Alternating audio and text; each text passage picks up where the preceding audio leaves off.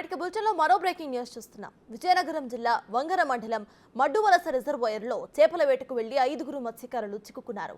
స్వర్ణముఖి, వేగావతి నదుల వరద ఉధృతిలో రిజర్వాయర్లో గుర్రపు డెక్కలు వచ్చి చేరాయి. వాటి మధ్యలోనే మత్స్యకారులు 3 పడవలు కూడా ఇరుక్కుపోయాయి. ఘటనా స్థలానికి చేరుకున్న అధికారులు, పోలీసులు రిజర్వాయర్ 2 గేట్లను ఎత్తి దిగువకు నీటిని విడుదల చేస్తున్నారు. ఇక దీంతో మత్స్యకారులు ఒడ్డుకు చేరుకునే అవకాశం ఉంది.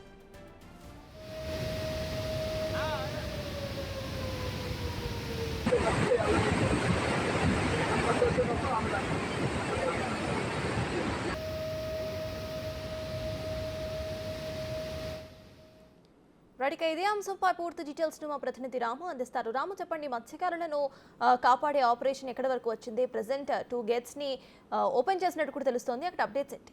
మొత్తం రాష్ట్ర వ్యాప్తంగా విస్తారంగా వర్షాలు కురుస్తున్నాయి. ఇదే నేపథ్యంలో మొత్తం నదులన్నీ కూడా పొంగి ప్రవహిస్తున్నాయి. ఈ రోజు ఉదయం ఏదైతే ప్రస్తుత విజయనగరం జిల్లా, ఉమ్మడి శ్రీకాకుళం జిల్లా రాజధాని నియోజకవర్గం వంగర మండలం మగ్గూరు గ్రామానికి చెందిన 4 మత్స్యకారులు 2 నాటు పడవల్లో మడ్డువలస రిజర్వాయర్లోనికి వేటకి వెళ్ళడం జరిగింది, చేపల వేటకి. ఇదే సమయంలో వాళ్ళు ఉదయం వేకువజామున చేపల వేట కోసం నదిలోకి వెళ్ళారు. వెళ్ళినప్పుడు ఎటువంటి ఇబ్బందులు రాలేదు. తిరిగి వేటకి ముగించుకొని తిరిగి వస్తున్న సమయంలో 10 గంటల సమయంలో తిరిగి వాడు అంచుకు చేరుకున్న సమయంలో మొత్తం రిజర్వాయర్, మడ్డువలస రిజర్వాయర్లో ఏదైతే స్వర్ణముఖి, వేగావతి నదుల నుంచి వస్తున్న వరద నీటితో పాటు పెద్ద మొత్తంలో ఏదైతే గుర్రపు డెక్క అంతా కూడా రిజర్వాయర్ మొత్తం అంచు అంతా కూడా పెరిగిపోయింది. ఇదే నేపథ్యంలో వారు వేట ముగించుకొని తిరిగి అంచుకొద్దాం అనుకుంటే మొత్తం గుర్రపు డెక్క అంతా ఉండడం వల్ల వాళ్ళు అంచుకు రాలేని పరిస్థితి. చాలా వరకు కూడా వాళ్ళు ఎవరైతే ఉన్నారో మగ్గూరు గ్రామానికి చెందిన 4 మత్స్యకారులు అంచుకు రావాలని చాలా వరకు ప్రయత్నం చేశారు. కానీ గుర్రపు డెక్క ఉండడం వల్ల వాళ్ళు అంచుకు రాలేక గుర్రపు డెక్క మధ్యలో నుంచి నుంచి బయటకు రావడానికి ఖచ్చితంగా అది చాలా పెద్దగా ఉంటుంది.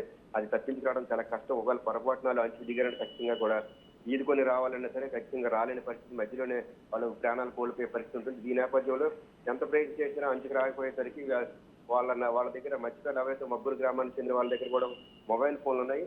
తిరిగి మేము వేటకి ముగించుకొని తిరిగి వస్తున్న సమయంలో మొత్తం అంతా కూడా గుర్రపడాక వాళ్ళు అంచుకు రాలేకపోతారని చెప్పి స్థానికులు సమాచారం అందించారు. ఏదైతే మధ్యవర్తి రిజర్వాయర్కి సంబంధించిన అధికారులు మరోవైపు స్థానికంగా పోలీసులకి సమాచారం అందించారు. వాళ్ళు వెంటనే కూడా రిజర్వాయర్ వద్దకు చేరుకుని పరిస్థితిని అంతా సమీక్షించారు.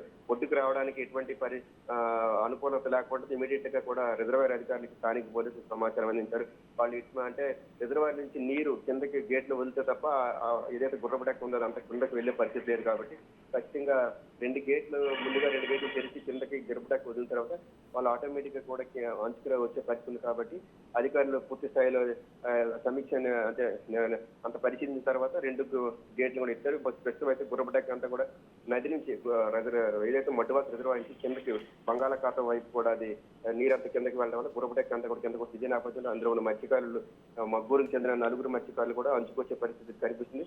ఉదయం ఇంచుమించుగా 10 గంటల నుంచి ప్రస్తుతం 5-6 గంటల నుంచి కూడా ఇదే వాళ్ళు అది అంచుకు తీసుకొచ్చే పరిస్థితి అయితే కనిపిస్తుంది. అయితే మరికొద్ది గంటల్లో అంచుకొచ్చే పరిస్థితి ఉంది. ఎందుకంటే అందులో ఉన్న వరద నీరంతా కిందకి వెళ్ళడం, దాంతో పాటు గుర్రపడాక అంతా కూడా నదిని రిజర్వాయర్ నుంచి గేట్ల ద్వారా కిందకి వెళ్ళడం వల్ల మరి కొద్ది సేపట్లో వాళ్ళు అంచుకు చేరుకునే అవకాశం ఉందని కూడా ఇరిగేషన్ అధికారులు అయితే స్పష్టం చేస్తారు. అయితే ప్రస్తుతం వారు నదిలో ఉన్నారు కానీ వారికి ఎటువంటి ఇబ్బంది లేదు.